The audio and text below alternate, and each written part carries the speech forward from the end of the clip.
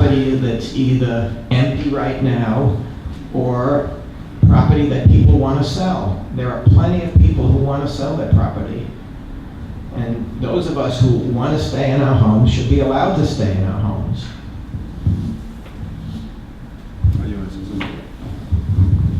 Thank you, Louis.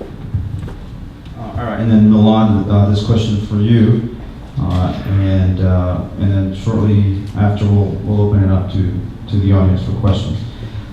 What key things should property owners here tonight know before they leave, or after they leave rather, about eminent domain? What are the important aspects of it that they should know upon leaving here? People should know that New Jersey law is terrible and that they shouldn't believe false promises. We've seen it time and time again at IJ where people on city councils and redevelopment agencies tell property owners, oh, don't worry, even though we're doing a blight designation for this neighborhood, your individual home is safe. What we're really trying to do is take the home across the street or that bad property, that one homeowner that nobody likes, and just take like 3 other ones and you're fine, even though you're in this neighborhood. Once you are within a blight designation zone, you are at risk, and you shouldn't believe false promises.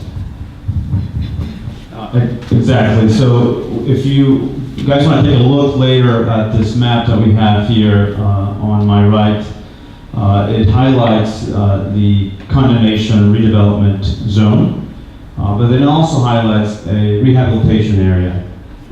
This is an area that could potentially later on be converted to a condemnation redevelopment zone. So no one's properties in Garfield essentially is safe, especially in light of what Milan said about how liberally blight is used to label people's properties when they're not, when they're perfectly fine. So this is why it's important for Louis and the 27 impacted properties identified in the condemnation. It's important for any number of streets and property owners anywhere in Garfield. So we want to make sure that you understand that, not to scare you, but to really make you aware that this could happen to you as it did to someone who wasn't expecting it, like Louis. Louis, what can you tell people here tonight? It's similar to the question that I asked Milan. What can you tell them tonight when they leave here to get started and support a fight against eminent domain? What are some things that you first did that they could do after tonight? I think I've probably gone over this already, but one thing you could do right away is come to our Stand With Southern Garfield meetings in the church every Thursday night between 6 and 8. That's here in this church, right? It's right here in this room. Monsignor Riley has been very supportive of our cause, and we can try and answer any questions that you have and try and help you if you need help, at least as much as we can. And you'll get some emotional support from being with people who are in the same situation you are, and you can help making group plans to raise awareness, to get people to attend the city council meeting, and within just a couple of years to bring out the vote for the city council. Great, thank you, thank you, Louis. I put up, I've been having the slide go, change slides every once in a while, but there's things that you could do right away. You can call and email the mayor, city council, let them know how you feel that eminent domain should not be an option at all here in Garfield. We have that information. There's a flyer that you can grab with their phone numbers, their emails. Don't be afraid to reach out and let them know, hey, we know what might happen, what's going on. It really does help. Another thing you could do is attend the screening of Little Pink House. Milan mentioned we're going to be showing this on the 14th of August. So please stop by our computer, our table over here on my right, if you wanted to buy and purchase a ticket tonight. Otherwise, we can give you a flyer with instructions on how to do that. It's a very, very touching story of an individual who went through a lot to save her home. So we really encourage you guys to see this movie. And it's really down the street, so it's not very far away from us. The next thing you could do is follow us on Facebook and visit our website. So our website is onegarfield.com. It's the website that Stanford Southern Garfield has put together. And they've also got a Facebook website or account that you can visit to get updates, know what's going on. That's facebook.com /OneGarfield /. So this is just 3 simple things that you can do tonight, okay? And like I said, we have flyers with all of this information up on the table to my right for you to grab. I'm gonna go ahead and open up the floors, to the audience for any questions. Let me see if we can get the other mic working, that way we can pass it around. Hello? It's a little shaky, so you may have to battle with it, but does anyone have any questions for Milad, myself, or Louis? We'll get started right here, sir. He's gonna pass the microphone. Yes, my name is Bill Calley. I'm a 30-year resident of Garfield. As far as I know, I'm not specifically in the affected area, but my wife and I live in a house that was built by her grandfather some 95 years ago. And due to the sham or insufficient definition of what's considered blighted, I'm concerned, since considering the age of the house. Having said that, let me just say that these things are often very effectively fought by following the money, as it were. Has anyone attempted to find out what city officials may or may not be benefiting financially from this type of designation? Louis, did you want to address that? I can tell you that we've heard, different people in our group have heard talk about this, but as far as I know, it's just talk. People are gossiping, people are saying, well, you know, it must be, but I don't know anything. I really don't know anything, and as much as I've spoken to people and tried to find out things, I haven't found anything that's really facts. It's just people talking with each other and saying, well, it must be happening. If you're looking for an answer from me, it's Just open the question. It's the wrong place. I don't know anything. You want to say anything more? Well, you know, this is why it is important to attend the city council meetings, any meeting that relates to what's going on. Perhaps there's an indication as to what the source of it all is.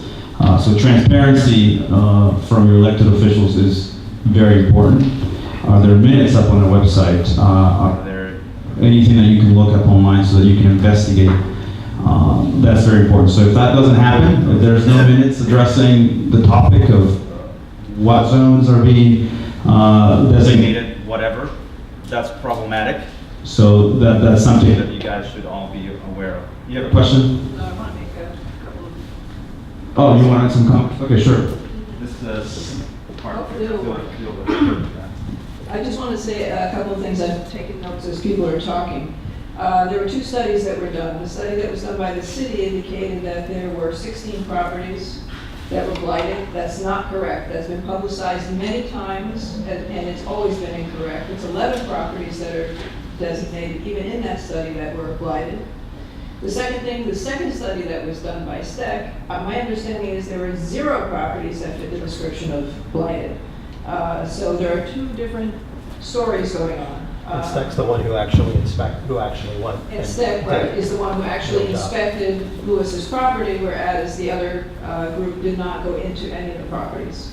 So there was no way of knowing whether a property was truly blighted or not because they never went inside.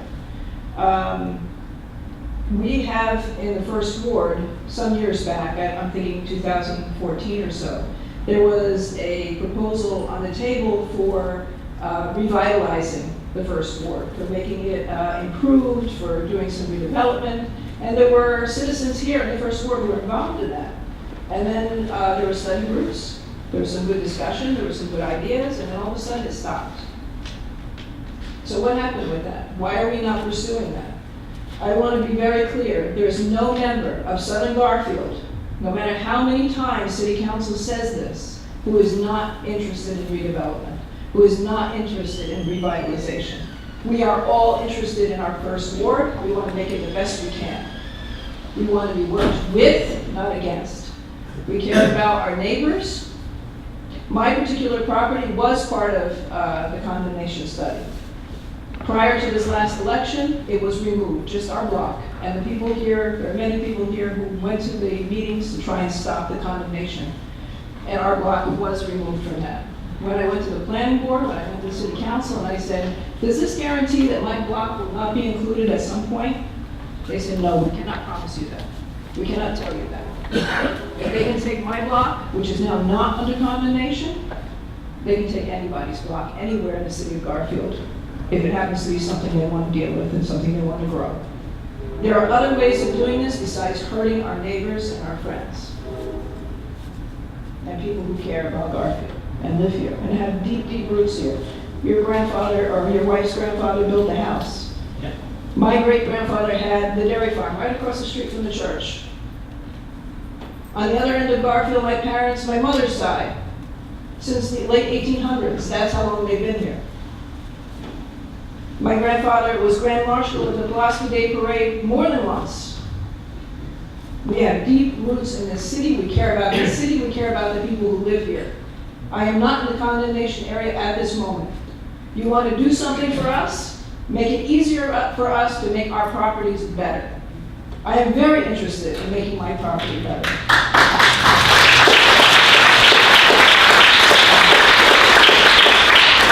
I don't know who currently owns the property that was Hayden Chemical.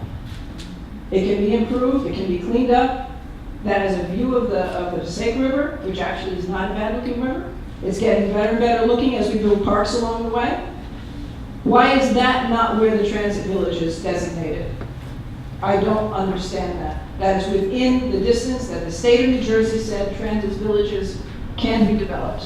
Why is that not being looked at? There are other properties, maybe people even here in this room, who want to develop. Why are they not allowed to develop within reason? We don't need something 6 stories high, 5 stories high, next to somebody's home. No, we don't need that.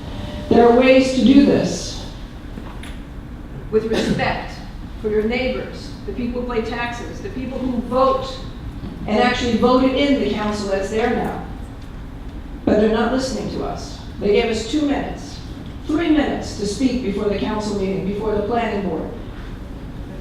Each of us. And there were a lot of us to speak. We could almost say absolutely nothing in that amount of time. And they weren't interested anyway in hearing what we had to say. When the planning board voted, the chairman looked directly at me and said, move forward, think about other ways of developing the first ward. Have I been approached ever once since that meeting? Never. The only thing I hear about Southern Garfield is we're not interested in redevelopment. We're not interested in making Garfield better. We're against the rest of Garfield. We don't care about our neighbors and the other citizens of the whole of Garfield, not just the first ward. Not true. Farthest from true. My family lives all over Garfield, not just in the first ward. My father was a physician here for 50 years in Garfield. Many of the people in this room were his patients. Many of the people all over Garfield were his patients. Many of the council people were his patients. He cared about everybody. That is instilled in my family. That is instilled in the families who care about Garfield. That's who we are. And I resent listening on the videos of council meetings, being told that we do not care, and we are not approached. Not one council person has come to one of our meetings to talk to us or contacted us. If they have, I would like to talk to them because they didn't come to me. And we want to be part of the change. And every citizen of Garfield has a right to be part of that change. We should not have to be fighting for council meetings to be videotaped and available on cable news. But we are. Many of the meetings were not taped at all. If you weren't there, you don't know what really went on. And the work sessions, you don't know what happens in those work sessions. But you have a right to know.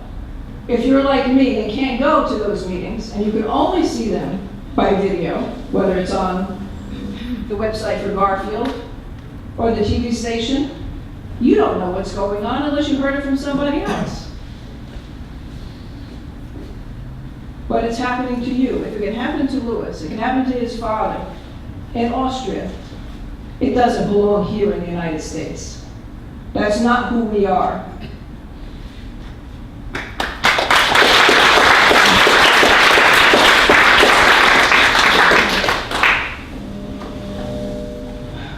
We don't want to feel pressure from Garfield. We are citizens, we pay taxes, we voted for those 5 individuals who are council people. I know personally, I voted for every one. I need to be feeling respected for doing that. I want to make Garfield better. Are you with me to make Garfield better? Do you care about Garfield enough? Do you? Yep.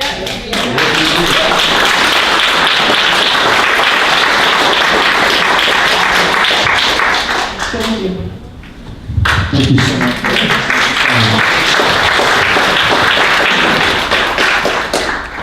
Question? Yes. I have a few questions. We'll give you the microphone. I think I can be heard without it. Okay. Linda tells me I can. You had mentioned this 10 days at your notice. Are the owners given any opportunity or time to bring their properties up to standard? Or it's just, that's it? That's it. Okay. 45 days to challenge it. At the end of the 45 days, must the determination be made, or it's just the challenge has to be placed in 45 days? The challenge has to be placed. So the city can sit on it for a while. Like the city, like if you fail to bring the blight designation challenge within 45 days, then it's just forever declared blighted, and then 2 years later or something, the city could come in and do eminent domain in that zone. You can challenge in court in 45 days. That's right, challenge in court in 45 days. So it goes to the court procedure. So if you challenge it, you get a court hearing. You can't sit on it. But if you're- I'm saying if you didn't, I'm saying if you Don't. tried on day 46 to bring a court challenge. So, I thought that the taking on the eminent domain was limited to 10 parcels. Is that overridden if an area is brought under blight designation? yeah, I think there's not a numerical limit on how many homes can be taken on eminent domain. All right, I'll pass the statute on. Yeah. Because there's different authority under different, Municipalities? or under different kind of statutes for eminent domain, but we're talking about the one they're doing it under is under the local housing and development law. To my knowledge, there's not any sort of numerical cap on that, but I'm not 100%, but I'm pretty sure. If these companies in the town are so concerned about benefiting the town, why don't they tell these people, you can come in, you can redevelop the area, we'll give you a tax abatement for 7 years, pay you a reasonable interest, and at the end of those 7 years, it's transferred to the possession of the town. So it would remove the eternal incentive for money-making from some of these development corporations. Yeah, I mean, that's an alternative. We presented That's some. a ditch. we presented some alternatives like facade improvement, liberalizing development, that kind of thing, but that's not something Union Street for Justice ever endorsed, but that is something that's not what Garfield's do. Yeah, there's several programs and this microphone. There's one called Main Street America that provides grant money for communities that want to do that, want to revitalize their homes or properties. There's several things that can happen without the need for eminent domain. It just starts with an open dialogue with folks that want to potentially use it and those that are going to be impacted. And it seems like that's not happening, as Elaine pointed out. There's very little to none of open dialogue going on. I have an office building in Secaucus, and they had the facade improvement. They offered $20,000 to every owner with a 0% interest to be paid back over 20 years, $1,000 a year. 2 people showed up to request it. Yeah. And it's stuff like that we have to spread the word about too. There's so many other ways that you can improve a city. Any other questions anyone might have? Gentleman over here. Actually, I have some, can you hear me? I have some comments. I attended a number of the meetings at the mayor. Can you hear me? Yes. I attended a number of meetings. I'm a property owner in Garfield here for about the last 10 years. And there's 3 things that we should all know and a little bit that are disturbing. Number one, if you sell your property, let's assume you have a 1-family house, a 2-family house, and you sell it at fair market. If you go to replace that square footage and have to move out of Garfield, because Garfield is reaching a higher plateau, you're not going to be able to replace it at that price, especially if you don't have a mortgage. You may want to have to take a mortgage on a piece of property to replace what you have, and if you're retired, you may not be able to get the mortgage. So just saying, oh, I'm getting fair market, well, you need to know your new exit strategy. Where are you going to live? What are you going to pay for? Are you staying in Bergen County? Things are not cheap anymore. And even this area which I am in favor of redevelopment, in a pragmatic way, if you want to stay in town, like some of these people said, and you sell your property, you may need to take out a mortgage that you can't afford to pay. So you think you got the money now, but you're going to wind up renting instead of owning. And that's not for everybody if you already are a homeowner. The other comment was, I spoke before several of you, and I was involved with some real estate in Botany Village many years ago. Botany Village, similar to like this gentleman just said, the town came in of Clifton, they funded the fronts of the buildings, they took pavers instead of sidewalks, they planted trees, they had these electric lights that look like the old gas lamps from the 1880s. And Botany Village is a moving structure without disabling anybody. People that are in a commercial area like on Palisade Avenue or Passaic Street, people like to shop in their own backyard. My daughter lives in a town called Mendon, New Jersey. It's out in Morris County. It's a very upscale community. And those properties that have been rehabilitated go back to the 1760s. And they like the old flavor. Even in Washington, D.C., on N Street, they have the old flavor where they did the front. So instead of people being evicted through the challenges that we want to face with this current board, we're still around by the time we get done with this, but the challenges that we face, this can be done through a pragmatic way of, just like the gentleman said, funding the fronts, putting in pavers, and